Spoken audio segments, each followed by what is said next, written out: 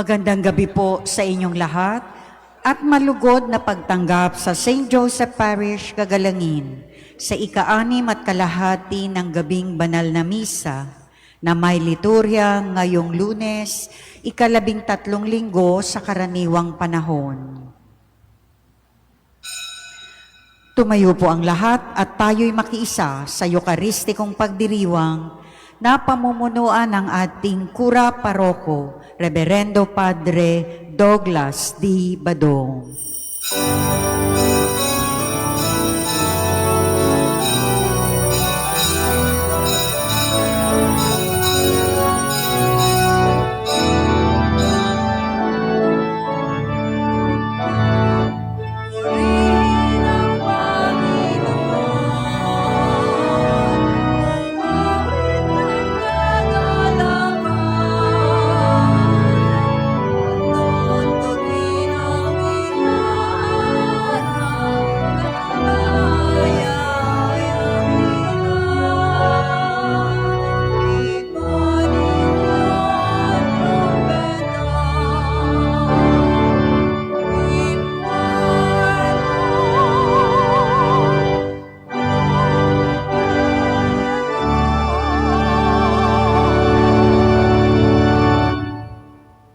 Sa ngalan ng Ama at ng Anak at ng Espiritu Santo. Amen. Ang pagpapala ng ating Panginoong Heso Kristo, ang pag-ibig ng Diyos Ama, at ang makikipagkaisa ng Espiritu Santo naway sumainyong lahat. At sumainyo rin.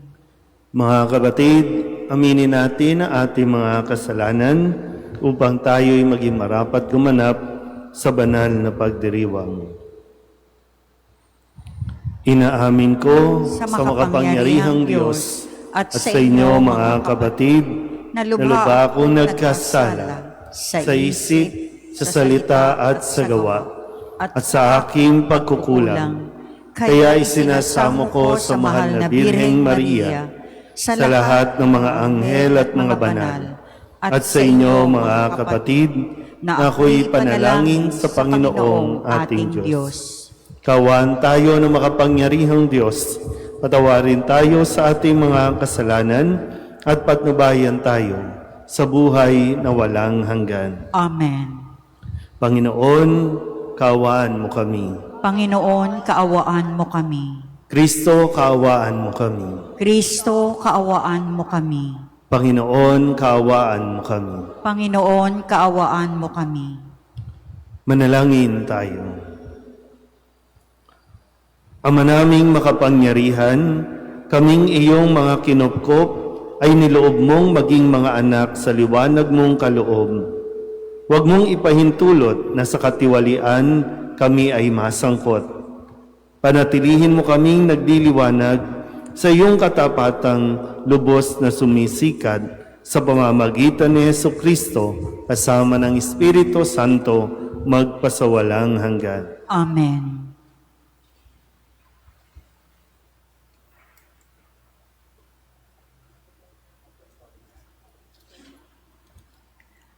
Pagbasa mula sa aklat ng Henesis.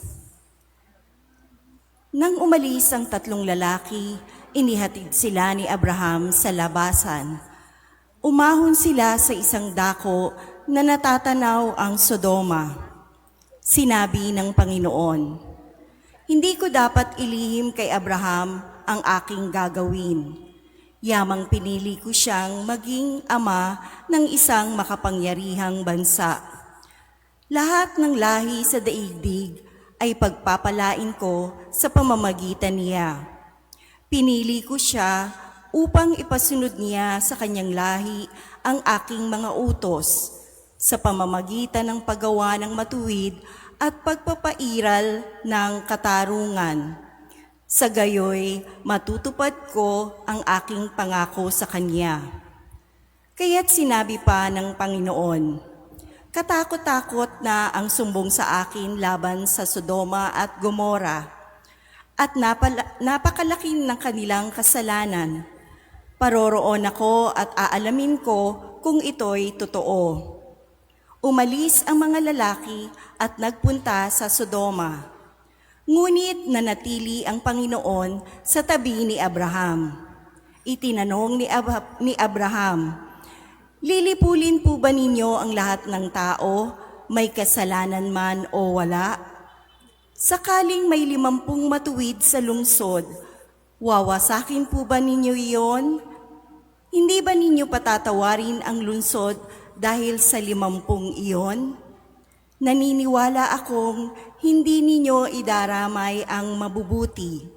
Hindi ninyo gagawin iyon sapagkat kung ganito ang mangyayari, parehong magdurusa ang masama at mabuti. Hindi ito mangyayari, makatarungan ang hukom ng buong daigdig." At tumugon ang Panginoon, "Hindi ko ipapahamak ang lungsod dahil sa 50 matuwid. Ipagpaumanhin po ninyo ang aking kapangahasan," wika ni Abraham. "Wala po akong karapatang magsalita sa inyo, pagkat alabok lamang ako. Kung wala pong 50 at 45 lamang ang matuwid, wawasakin ba ninyo ang lungsod?" Hindi ko wawasakin dahil sa 45 iyon, tugon ng Panginoon. Nagtanong na muli si Abraham, "Kung 40 lamang, hindi ko wawasakin ang lungsod dahil sa 40 iyon," tugon sa kanya. "Huwag sana kayong magagalit, magtatanong pa ako. Kung 30 lamang ang taong matuwid doon, hindi rin ninyo wawasakin?" Sinagot siya, "Hindi ko wawasakin ang lungsod dahil sa 30 iyon." Sinabi pa ni Abraham, "Mangangahas po uli ako. Kung 20 lamang ang matuwid na naroon, hindi ko pa rin wawasakin ang lungsod dahil sa 20 iyon." Muling tugon sa kanya. Sa katapos ay sinabi ni Abraham, "Ito na po lamang ang itatanong ko. Kung 10 lamang ang matuwid na naroon, hindi ko pa rin wawasakin ang lungsod dahil sa 10 iyon," tugon ng Panginoon. Pagkasabi nito, umalis na siya at umuwi naman si Abraham. Ang salita ng Diyos. Salamat sa Diyos. Ang ating mahabaging Diyos ay nagmamagandang loob. Ang ating mahabaging Diyos ay nagmamagandang loob. Panginooy papurihan, purihin mo kaluluwa. Ang pangalan niyang banal, purihin mo sa tuwina. Ikaw aking kaluluwa, ang Diyos ay papurihan, at huwag mong lilimutin yaong kanyang kabutihan. Ang ating mahabaging Diyos ay nagmamagandang loob. Ang lahat kong kasalanay, siya ang nagpapatawad. Ang anumang aking sakit, ginagamot niyang lahat. Sa bingit ng kamatayan, ako ay inililigtas, at pinagpapala ako sa pag-ibig niya't habag. Ang ating mahabaging Diyos ay nagmamagandang loob. Kay ganda ng kalooban, mahabagin itong Diyos. Kung magalit ay banayad, kung umibig na may lubos. Banayad nga kung magalit, hindi siya nagtatanim. Yaong taglay niyang galit, hindi niya kinikimkim. Ang ating mahabaging Diyos ay nagmamagandang loob. Kung siya ay magparusa, di katumbas ng pagsuway. Di na tayo sinisigil sa nagawang kasalanan. Ang agwat ng lupa't langit, sukatin may hindi kaya. Gayon ang pag-ibig ng Diyos sa may takot sa Kanya. Ang ating mahabaging Diyos ay nagmamagandang loob.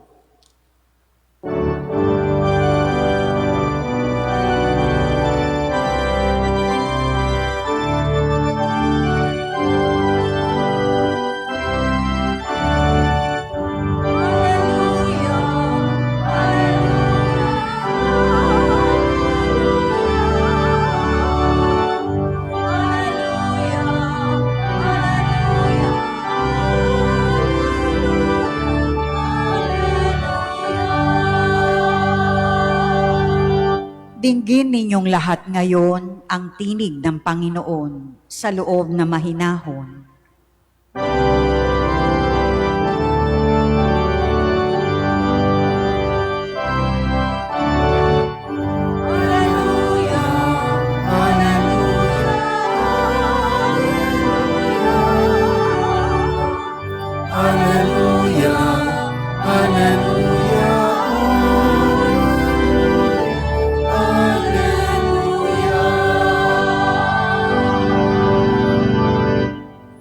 Sumainyo ang Panginoon. At sumainyo rin. Ang mabuting balita ng Panginoon ayon kay San Mateo. Papuri sa iyo, Panginoon. Noong panahong iyon, nang makita ni Jesus ang makapal na tao sa kanyang paligid, iniutos niya sa mga kasama na maghandang tumawid sa ibayo. Nilapitan siya ng isang eskriba at sinabi sa kanya, "Guro, susunod po ako sa inyo, saan man kayo pumaroon." Sumagot si Jesus, "May mga lungga ang mga asong gubat at may mga pugad ang mga ibon, ngunit ang anak ng tao'y wala man lamang matulugan o mapagpahingahan." Isa naman sa mga alagad ang nagsabi sa kanya, "Panginoon, maaari po bang umuwi muna ako upang ipalibing ang aking ama?" Ngunit sinabi sa kanya ni Jesus, "Sumunod ka sa akin at ibaubaya mo na sa mga patay ang paglilibing ng kanilang mga patay." Ang mabuting balita ng Panginoon. Pinupuri ka namin, Panginoong Heso Kristo. Isang magandang gabi po sa inyong lahat. Ngayon po ay Lunes ng 13 linggo sa karaniwang panahon. Sabi po ng ating salmong tugunan, ang ating mahabaging Diyos ay nagmamagandang loob. Ang Diyos ay nagmamagandang loob, samantalang tayong mga tao madalas lang magmaganda. Pag sinabing magmaganda, puro panlabas at hindi natin kayang panindigan yung ating po mga sinasabi, yung ating po mga ipinapakita. Gusto lang natin lagi maging maganda sa paningin, maging sa pandinig ng ibang tao. Sabihin nyo nga sa katabi ninyo, huwag kang magmaganda. Huwag lang panlabas, no? Kailangan maganda rin ang ating kalooban. Ngayon, sa ating ebanghelyo, narinig natin no, na may dalawang, sabihin natin bagay, pwedeng tao, no, na nagiging hadlang para tayo ay makasunod kay Kristo. Kasi sabi dito, may mga alagad, no? May mga alagad na si Kristo, may mga sumusunod na sa Kanya. Bukod doon sa kilala nating 12 alagad, marami pang alagad na sumusunod na kay Kristo, pero marami ang hindi nakakapagpatuloy, marami ang sa umpisa sasabihin, susunod ako sa iyo. Pero kinaklaro ito ni Jesus, no? Dahil po pwedeng, alam niyo, parang pag nag-a-apply ka ng trabaho, di ba, mayroong na-hire kasi talagang gusto ka. Meron namang na-hire kasi talagang nagpursigi ka, nag-apply ka. So, yung ganun, no? Kaya sa atin din, sa pagsunod natin kay Kristo, tiyakin mo muna, alamin mo muna, pagdasalan mo muna ng mabuti. Kasi kagaya ng pinapaliwanag ni Jesus, hindi sa tinatanggihan niya ang mga alagad na ito, kundi ipinauunawa lang ni Jesus sa kanyang mga alagad at maging sa atin ng mga nakapakinig na ito. I'm sure lahat kayo na mga nagsisimba ngayon, ang pwede natin sabihin, gusto naming sumunod kay Jesus eh. So tingnan natin, ang sabi ni Kristo, doon sa isang nagsabi na, susunod po ako sa inyo, saan man kayo pumaroon. Kasi dapat malaya tayo, ha? Hindi napipilitan, hindi pinipilit. Dapat malaya tayong nagdidesisyon na sumunod kay Kristo at dapat alam din natin talaga kung ano ang ating sinusundan. Kasi sabi ni Kristo, sige, tandaan mo, buti pa ang mga asong gubat, mga ibon, may lunggayan, may pugad yan, pero ang anak ng tao, wala man lang masilungan. Ganon din yung pangalawa, ang sabi, hayaan mong ang mga patay ang maglibing sa kanilang mga patay. Sumunod ka lang. So, itong dalawang ito, pwedeng ang nagiging hadlang sa pagsunod natin kay Kristo ay yung hindi tayo malaya sa mga attachments natin. Yung mga lungga, di ba, matuluyan, di ba, ito yung mga material na bagay na nasa atin na hindi natin maiwan. O kaya naman, kaya tayo susunod kay Kristo dahil akala natin makakatira tayo sa isang palasyo, sa isang kaharian, sa isang magharang bahay. Sabi ni Kristo, wala ako niyan. So, alam mo ba yan? Wala ako niyan. Wala ngang permanenteng bahay kasi palipat-lipat sila ng bahay. Kung saan sila abutan, doon sila makikitulog. Walang sariling bahay. O pag sumunod ka kay Kristo, walang pabahay. Kahit nga, di ba, mga pare, sumunod ka kay Kristo, pansamantala dito, sa susunod, doon naman, sa susunod doon, pwedeng maganda yung convent, sa lilipatan mo, walang convent. Naintindihan ba? Kaya minsan yung mga pare, nagre-reklamo din kasi pag yung assignment, ayoko dyan kasi ang pangit ng simbahan. Papaayos ko pa. Akala ko ba gusto mo sumunod? So, yung material na bagay. Pangalawa, yung sinasabi niya, Lord, sandali lang ha. Ililibing ko lang yung aking patay. Sino ba yung namatay dito? Ang aking ama. So, minsan, alam niyo, yung pamilya nagiging hadlang para sumunod ka kay Kristo. Kasi iniisip mo, sinong mag-aalaga sa magulang ko? Sinong mag-aayos ng pamilya ko? Nasaan yung magtiwala ka sa Diyos na hindi sila pababayaan, ikaw, mag-focus ka lang sa pagsunod para matuto sa mga itinuturo ni Kristo. Di ba? Kahit nga kayo, di ba? Pag sinabing, yung anak mo, pagpariin mo, ay wag, paano na kami? Di ba? May mga ganong reaksyon. So, yung dalawang ito. Pero sa atin nga, no? Bakit tayo nahihirapang sumunod kay Kristo? Saan tayo hindi malaya? Pag sinabing hindi malaya, kasi akala natin, hindi tayo mabubuhay, hindi tayo magiging masaya kapag wala tayo ng mga material na bagay at wala tayo ng mga relasyon natin sa buhay. Lahat ng iyan, matatagpuan din naman natin kay Kristo. Kaya nga sabi, di ba, ang sino mang mag-iwan ng ari-arian, bahay, ama, ina, anak, papalitan pa ng Diyos, ng higit pa, ng sobra-sobra pa. Pero muli, no?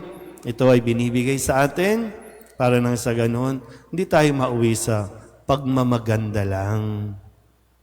Na kapag nandyan na, ay ayawan na, uwian na, hanggang umpisa lang.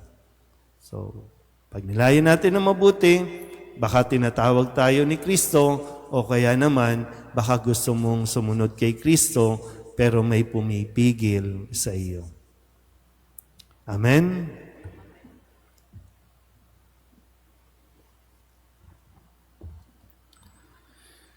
Iluhog natin ang ating mga pangangailangan sa Diyos Ama kung saan naroon ang kanyang anak na nauna na sa atin at tumatawag sa atin na sundan siya. Manalangin tayo ng may pananalig sa biyaya sa pagtanggap sa pagtawag na ito. Ang ating itutugon, Ama, bigyan mo kami ng biyaya na sundan ang iyong anak. Ama, bigyan mo kami ng biyaya na sundan ng iyong anak. Ang mga pinuno ng simbahan at yaong mga nagpapahayag ng salita ng Diyos, naway maging masigasig sa kanilang pagsunod kay Kristo. Manalangin tayo sa Panginoon. Ama, bigyan mo kami ng biyaya na sundan ang iyong anak. Ang ating komunidad sa araw-araw, naway mapanibago sa pananampalataya sa salita ng Diyos na tumatawag sa atin sa isang mabuting buhay. Manalangin tayo sa Panginoon. Ama, bigyan mo kami ng biyaya na sundan ang iyong anak. Yaong mga nawalan ng pag-asa dahil sa mga pagkakasala, naway mapagtanto na sa kasakasama natin si Kristo ang ating pinuno at pinapasan ang ating mga suliranin. Manalangin tayo sa Panginoon. Ama, bigyan mo kami ng biyaya na sundan ang iyong anak. Yaong mga pinahina ng pagkakasakit at karamdaman, naway mapanatag sa kasiyahan ng Diyos dulot ng kalinga at pagtulong ng kanilang mga kapamilya. Manalangin tayo sa Panginoon. Ama, bigyan mo kami ng biyaya na sundan ang iyong anak. Yaong mga namayapa, naway makasunod kay Kristo at makapasok sa walang katapusang presensya ng Diyos sa langit. Manalangin tayo sa Panginoon. Ama, bigyan mo kami ng biyaya na sundan ang iyong anak. Idulog din natin sa Panginoon ang ating mga personal na kahilingan at mga panalangin para sa ating mga pamilya, kasama din ang mga kahilingan ng mga nanonood sa online. Lahat ng mga misang pasasalamat, special na intensyon, agarang pagaling ng mga may sakit, lahat ng mga kaluluwa na inihiling na ipagdasal sa misang ito at para sa kapayapaan at pagtigil ng gera sa ibang bansa.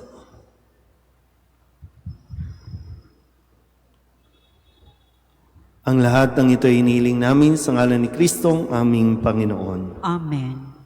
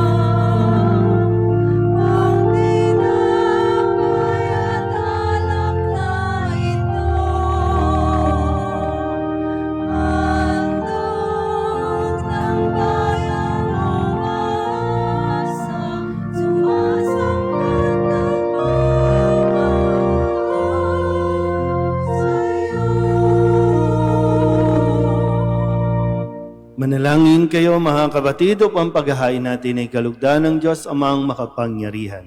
Tanggapin nawa ng Panginoon itong paghahain sa iyong mga kamay, sa kapurihan niya at karangalan sa ating kapakinabangan at sa buong sambayanan niyang banal. Ama naming lumikha, kami iyong pinapagindapat, gumanap sa pagdiriwang ng paghahain ng iyong pagliligtas.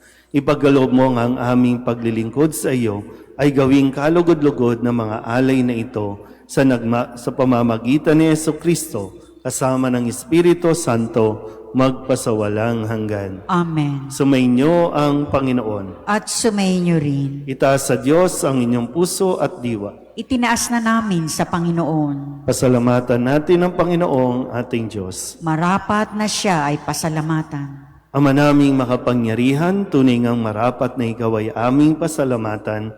Sa iyong paglingap at kagandahang loob, ang tao'y nilikha mo at pinangangasiwa sa sansinukob. Sa hangad mong siya'y iwastong lubos, siya'y pinagdusa mo sa kanyang pagtalikod. Sa iyong paggiliw, iyong ipinahintulot na makabalik siya sa pamamagitan ni Kristo Jesus. Kaya kaysa ng mga anghel na nagsisiawit ng papuri sa iyo, nang walang humpay sa kalangitan, kami nagbubunyi sa iyong kadakilaan.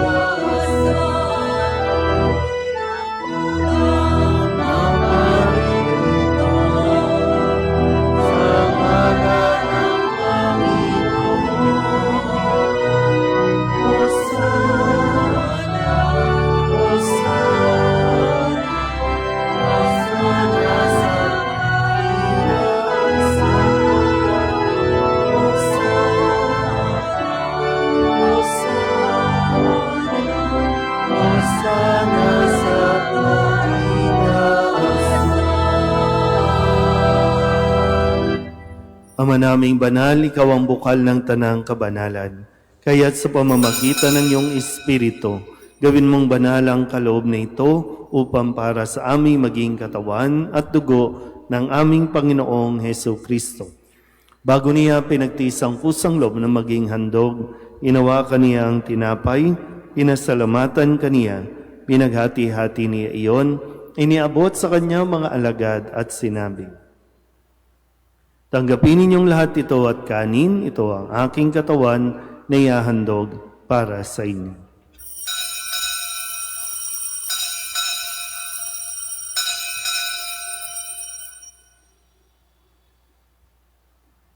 Gayun din naman nung matapos ang hapunan, inawakan niya ang kalis, muli kaniyang pinasalamatan. Iniabot niya ang kalis sa kanyang mga alagad at sinabi, tanggapin ninyong lahat ito at inumin. Ito ang kalis ng aking dugo, ng bago at walang hanggang tipan, ang aking dugo na ibubuhos para sa inyo at para sa lahat, sa kapagpapatawad ng mga kasalanan. Gawin ninyo ito sa pag-alaala sa akin.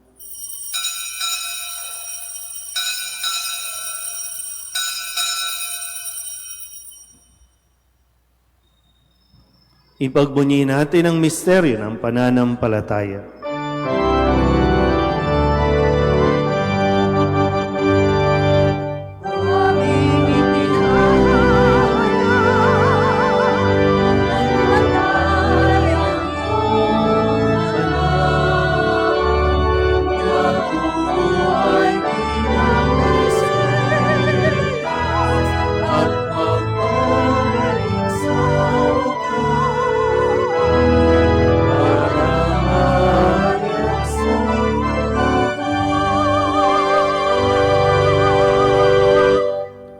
Ama, ginagawa namin ngayon ang pag-alaala sa pagkamatay at muling pagkabuhay ng iyong anak. Kaya tiniaalay namin sa iyo ang tinapay na nagbibigay buhay at ang kalis na nagkakaloob ng kaligtasan. Kami nagpapasalamat dahil kami iyong minarapat na tumayo sa harap mo para maglingkod sa iyo. Isinasama namin kami magsasalo-salo sa katawan at dugo ni Kristo ay mabuklod sa pagkakaisa sa pamamagitan ng Espiritu Santo. Ama, lingapin mo ang iyong simbahang laganap sa buong daigdig. Puspusin mo kami sa pag-ibig, kaysa ni Leon na aming Papa at ni Jose na aming Obispo at ng Tanang Kaparian.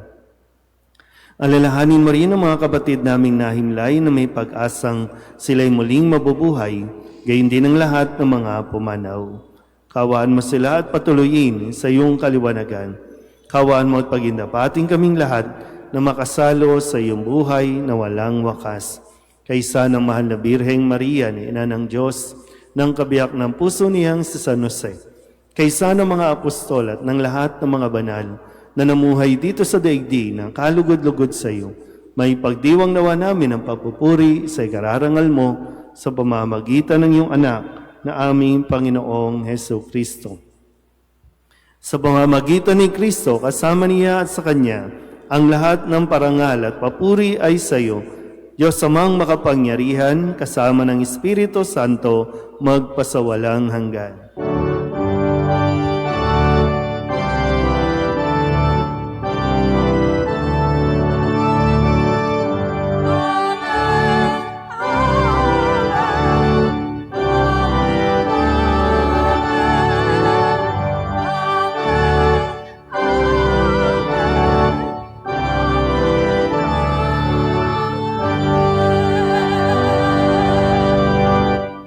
Sa tagabili ng mga nakagagaling na utos at turo ni Jesus sa Panginoon natin at Diyos, pahayag natin ang lakas loob.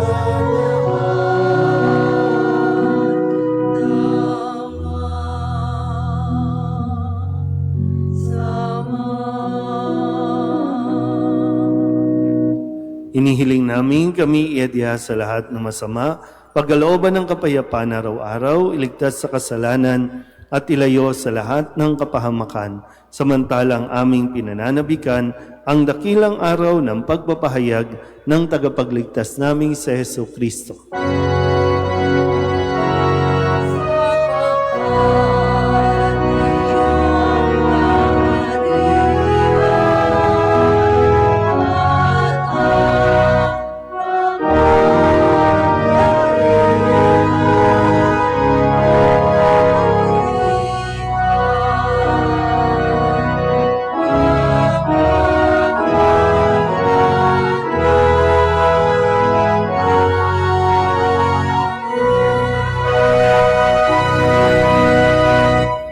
Panginoong Heso Kristo, sinabi mo sa iyong mga apostol, kapayapaan ang iniiwan ko sa inyo, ang aking kapayapaan ang binibigay ko sa inyo. Tunghayan mo ang aming pananampalataya at huwag ang aming mga pagkakasala. Pagkalooban mo kami ng kapayapaan at pagkakaisa ayon sa iyong kalooban, kasama ng Espiritu Santo, magpasawalang hanggan. Amen. Ang kapayapaan ng Panginoon ay laging sumainyo. At sumainyo rin. Mabigayan po tayo ng kapayapaan sa isa't isa.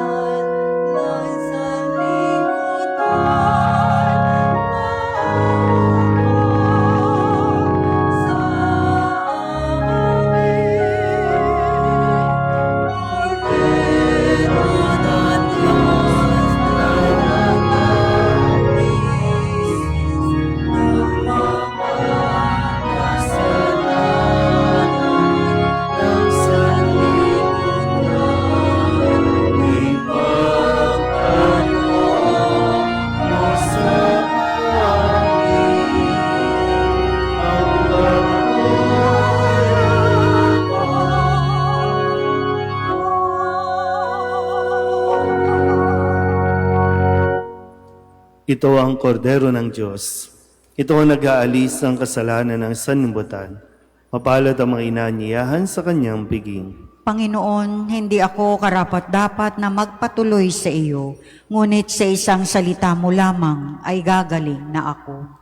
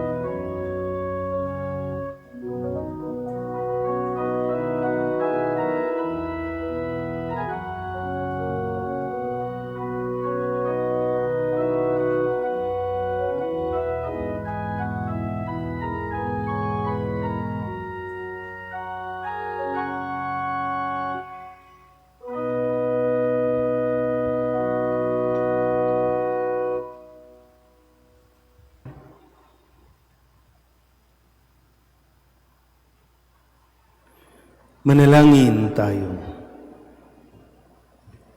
Ama naming mapagmahal, buhayin nawa kami ng aming inihain at pinagsaluhan upang kaming pinagbuklod sa pag-ibig mo kailanman ay magkaroon ng bungang lagi naming maiaalay sa pamamagitan ni Jesucristo kasama ng Espiritu Santo magpasawalang hanggan. Amen. Sumainyo ang Panginoon. At sumainyo rin. At pagbalain kayo ng makapangyarihang Diyos, Ama at Anak at Espiritu Santo. Amen. Tapos ang banal na misa, umayo tayo sa kapayapaan ni Kristo. Salamat sa Diyos. Magandang gabi po.